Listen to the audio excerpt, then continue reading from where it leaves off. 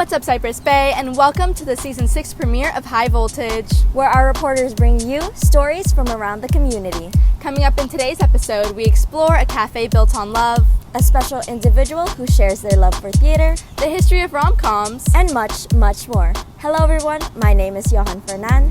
I'm Anissa Pajaj, and this special Valentine's Day edition of High Voltage starts now.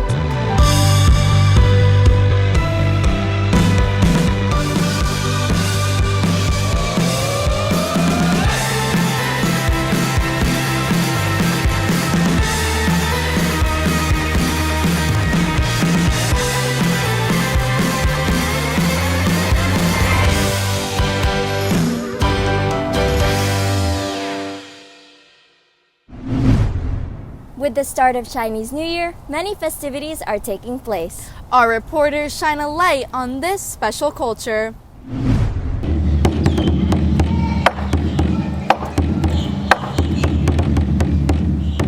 My name is Ethan Wong and I'm the president for a Chinese club. I'm teaching and performing the Lion and Dragon dance for Chinese club. It represents Chinese culture because it ties into mostly one of the most important festivals, the Chinese New Year. It brings a lot of luck and prosperity. It makes me really passionate about these performances because I've seen what the happiness and the hard work that all these members, part of the team, have put in work and have fun. And, they're willing to come practice, and it makes me happy. It also makes me feel excited to lead these young individuals into doing something such hard dances. And the bonding feels really special. To me, I feel like the mentality of keeping and endurance, all this hard work is the most important, because if you're not willing to do something, you're not going to do it well. Well, the performance is in February 27th, and it's going to be in Cypress Bay, and it's going to be fourth period at 1 p.m. All the teachers invited by our sponsor. And one fun fact is, I think since Valentine's is coming up, and the theme of Chinese New Year is really tied to bonding with family members and loved ones, and I think that really ties into the theme of love for Valentine's. You hang out with your partner and all that, and I think that's very similar. Yeah, see you guys at the auditorium for our Chinese New Year celebration. Valentine's Day is a celebration of love, but it doesn't always have to be romantic. That's right, Sarah found a cafe that proves just that. This Valentine's Day, love isn't just about roses and chocolates. It's about love for the community. And in this bike shop with a coffee shop inside, love is poured into every cup. My name is William Vargas, and my business is Watson Coffee. It was actually my best friend's idea, who's Alex, the former owner of the bike shop. And he was the one that actually gave me the push to build my own brand. So being inside a bicycle shop, our immediate clientele are, for the most part, cyclists who are coming in to get a bike repair, to buy a new bike. And while they're here, why not grab a cup of coffee, a quick bite? We've been able to gain clientele outside of the actual bike shop customers. And as long as the coffee is good, they keep coming back. So we started in the pandemic, and having the business open and the doors open to the coffee shop, it continued to bring customers, it continued to bring people together.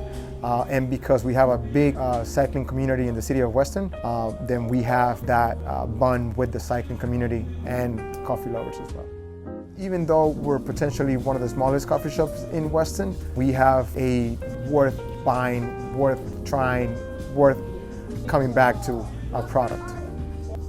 The best thing to do is, when you're trying to find something, whether it works out or not, is to give it a shot. Here, they don't just serve coffee. They pour love in every cup. It's not about the drinks or the bikes, it's about the people. This spot is proof that building a strong community happens one drop at a time. I'm Sarah LePage, CB TV. Johan, did you know that the first rom-com was actually a silent film? Really? Yes, in fact, here's Wesley to tell us more about how this genre has evolved throughout the years. And now it's time for the Wesley Hires Show, starring your host, Wesley Hires.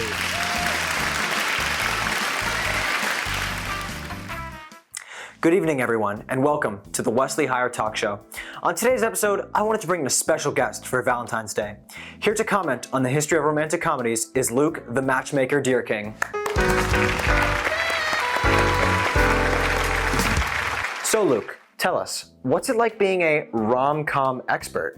Let me tell you, rom-coms started in the 1930s, which typically focused on physical humor than actual romance. Probably because all of the films created during this time were silent, like The Awful Truth and It Happened to Me One Night. Then, the traditional roles of acting were challenged in the 60s and 70s, resulting in rom-coms becoming more experimental and less idealized, like how the movie Breakfast at Tiffany's pushed to explore themes of wealth and complex relationships. You got all that, Wesley? Anyway, in the 90s, the rom-com became a staple of Hollywood and was massively popular, before plummeting just a decade later.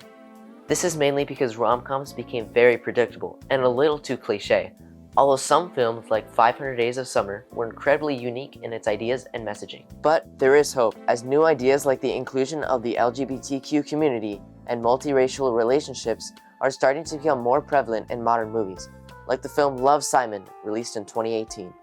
With all that said, the history of rom-coms is expansive and interesting, and I cannot wait to see where the genre goes in the future. You got that, Wesley? Wow, that was real informative, man. Can we get a round of applause for him, please?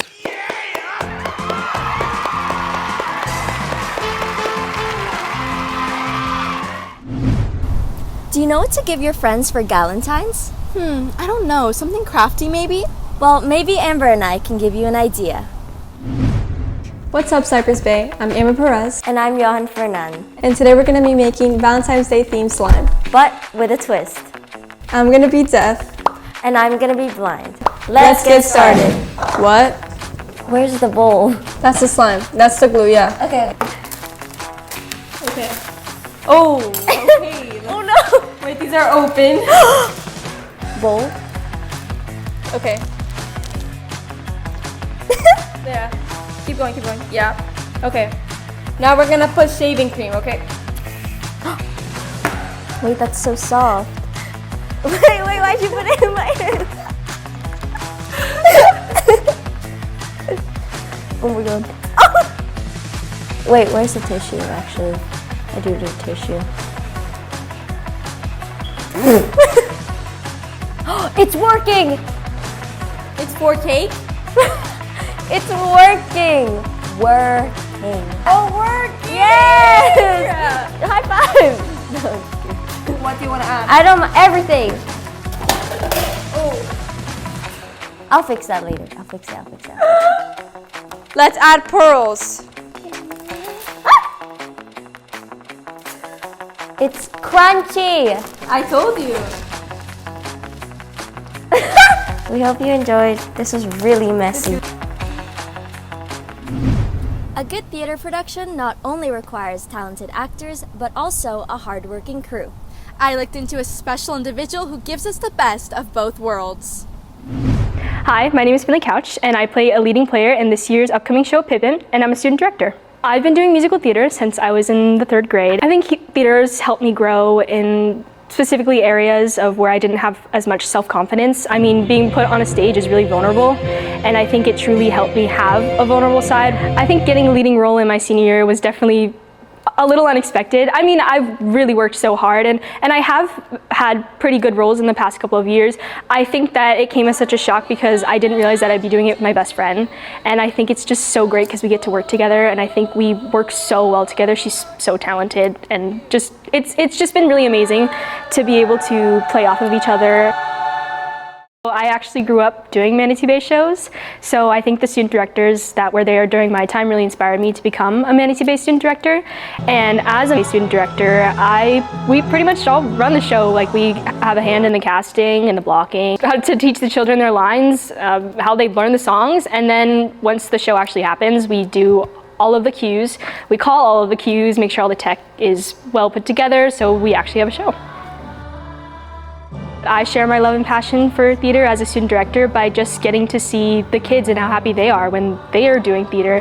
I think that seeing their happy faces every day really helps me pursue my love for theater. When I was watching the show, I was very proud of the kids. I can see that their hard work definitely paid off. And it was kind of a full circle moment for me because I got to see myself on the stage at 8 years old, and now at 17 years old, it was just definitely a full circle moment for me. Mateo with sports. What's up, Cypress Bay? I'm Mateo Caridad. Now, there's no sport that connects more with Valentine's Day than the unusual one of wife carrying. Here's Daniela with more. In the Bay's world of sports, there's no competition gone unnoticed. From classics like soccer to esports, there's something for everyone to try. However, one sport that does go under the radar is Finland's wife carrying. This sport was born from an old Finnish folktale about a man named Herkko Rosvo Ronkainen. It was said that Ronkainen was a robber who would plunder towns in late 1800s Finland with a band of thieves, raiding houses and grabbing everything they could. However, the origins of the actual sport are a bit more ambiguous. One theory is that Ronkainen would abduct women from the villages he was raiding, carrying them on their back, and the sport evolved from that. Similarly, another theory suggests that the men would go into neighboring villages and steal married women to forcibly marry again by kidnapping them on their back.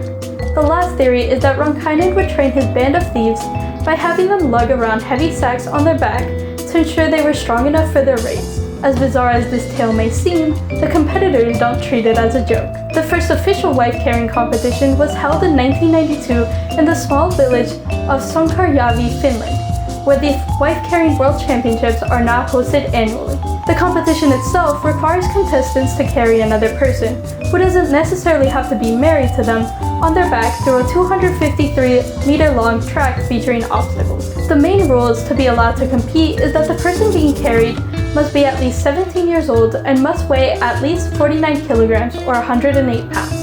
If the contestant doesn't, they are given a weighted sack to meet the requirements. The first couple to make it to the finish line wins the weight of their wife in beer. While people travel all the way to Sonkarjärvi from all over the world to compete in the World Championships, there are also national competitions in UK, US, and Australia. Wife carrying shows how weird sports can be. From an old Finnish story to a global competition, this unusual event proves that some traditions can turn into something fun and unexpected. In the world of sports, anything is possible. I'm Daniela Safon, CB TV. Our very own boys varsity soccer team challenged Flanagan this week in the quarter regionals. Here's Natalia with the highlights. It's a thunderous evening at Tropical Park with Cypress Bay's boys soccer, led by Captain Matias de Mojica, looking to extend their playoff streak and advance to the semi-regionals. Let's go! Flanagan starts off strong with a goal from Darian Leonard to give the Falcons a 1-goal lead. Shortly after Lightning attempts to strike back with a shot on goal from Alejandro Gonzalez, the ending is in a save by Flanagan's keeper. After recovering halftime, the Bay recuperated, trying to score from a corner kick, ending with the Falcons' defense acquiring the ball, leaving the Lightning trailing by 1, looking to make a comeback. With hope still coursing through the team, Vittorio Rivalta attempts to take the game into his own hands by beating the defense, but despite his perseverance, he comes up too short, and Flanagan continues to lead the match. Closing in on the 90-minute mark, Cypress Bay, still holding on strong, makes another electric but final shot on goal, resulting in a save from the Falcons' Jacob Passmore. After a hard-fought game, Flanagan comes out on top, winning 1-0 and advancing to the semifinals, leaving the Lightning heartbroken but motivated for the next season. I'm Natalia Sabo, CB TV Sports. That's all Lightning Athletics for this week. My name is Mateo Caridad, CBTV Sports. And that just about wraps up the special Valentine's Day edition of High Voltage. If you'd like to see more, follow us on all social media at Cypress Bay CBTV or visit our website at cypressbaycbtv.com. For High Voltage, I'm Anissa Bajaj. And I'm Johan Fernan. Thanks for watching.